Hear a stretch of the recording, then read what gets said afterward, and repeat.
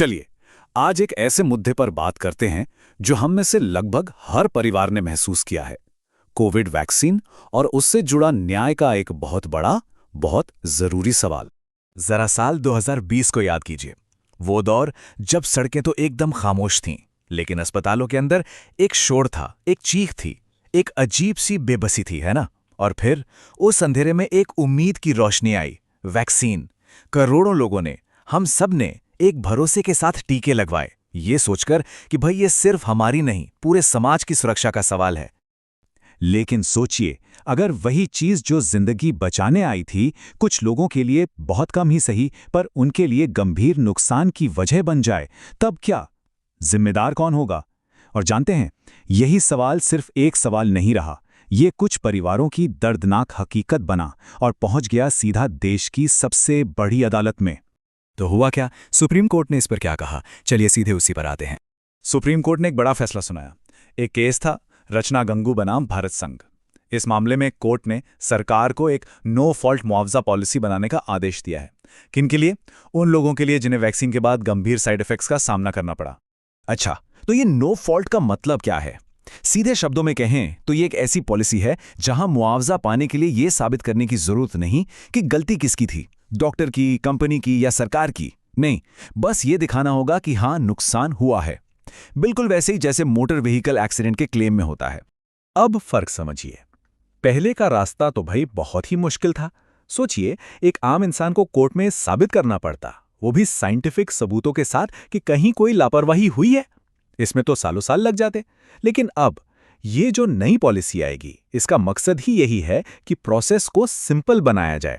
यहां फोकस इस पर नहीं है कि किसकी गलती है, बल्कि इस पर है कि जो नुकसान हुआ है उसकी भरपाई हो। तो कोर्ट इस फैसले पर पहुंचा कैसे? जाहिर है, दोनों पक्षों की दलीलें सुनी गईं। तो सबसे पहले देखते हैं कि जो लोग प्रभावित हुए, जो परिवार थे, उनका क्या कहना था। उनकी तरफ से 3 बड़ी बातें रखी गईं। पहली, इन्फॉर्म्ड कंसेंट की कमी, मतलब लोगों को वैक्सीन के जो भी थोड़े बहुत रिस्क थे उनके बारे में साफ साफ नहीं बताया गया। दूसरी बात, कहने को तो वैक्सीन वॉलंटरी थी, अपनी मर्जी से लगवानी थी, पर असल में क्या हुआ? यात्रा करनी हो, नौकरी पर जाना हो, पढ़ाई करनी हो, हर चीज के लिए इसे लगभग जरूरी बना दिया गया। और तीसरी और सबसे अहम बात कि जब एक तरह से जबरदस्ती वैक्सीन लगवानी पड़ी और उससे किसी की सेहत को इतना बड़ा नुकसान हुआ, तो ये तो सीधे सीधे संविधान के आर्टिकल 21 यानी जीवन और स्वास्थ्य के अधिकार का हनन है। अच्छा, ये तो हुई पेटिशनर्स की बात। अब जाहिर है सरकार ने भी अपना पक्ष रखा होगा, तो देखते हैं सरकार का क्या कहना था। सरकार का डिफेंस भी 3 पॉइंट्स पर टिका था।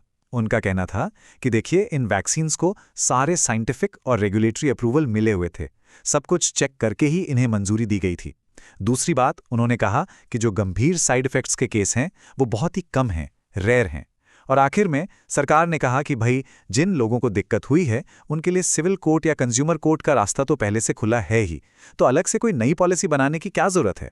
अब सवाल ये उठता है कि अगर सरकार कह रही थी कि रास्ते तो पहले से ही हैं, तो फिर सुप्रीम कोर्ट ने बीच में दखल क्यों दिया? कोर्ट को ऐसा क्यों लगा कि मौजूदा सिस्टम काफी नहीं है?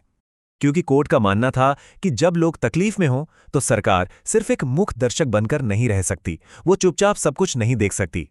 कोर्ट ने अपने फैसले के पीछे 3 ठोस वजह दी। पहली, एक आम आदमी के लिए यह साबित करना कि जो नुकसान हुआ है वो वैक्सीन की वजह से ही हुआ है, यह साइंटिफिक तौर पर बहुत मुश्किल काम है।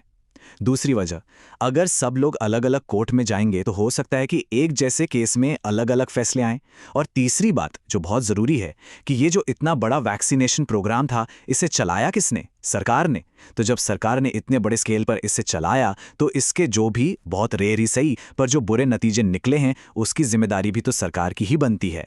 तो कुल मिलाके कोर्ट इस नतीजे पर पहुंचा कि संविधान का आर्टिकल 21 जो हमें सेहत और जिंदगी का अधिकार देता है, उसकी सुरक्षा के लिए एक बेहतर, एक आसान सिस्टम बनाना ही होगा, कोई और रास्ता नहीं है।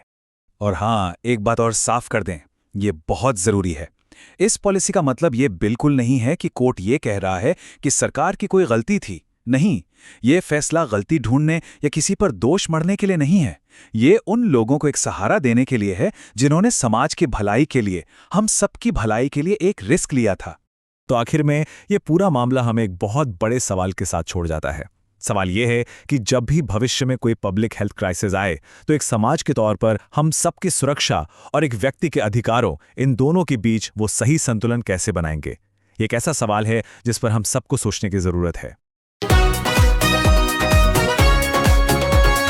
पहले जल्दी जल्दी एक काम करते हैं, सबसे पहले लाइक, फिर सब्सक्राइब, उसके बाद शेयर और फिर इस छोटे से बेल आइकन को दबाते हैं, जिससे आप हमारी वीडियो के नोटिफिकेशन सबसे पहले पा सकें। तो चलिए शुरू कर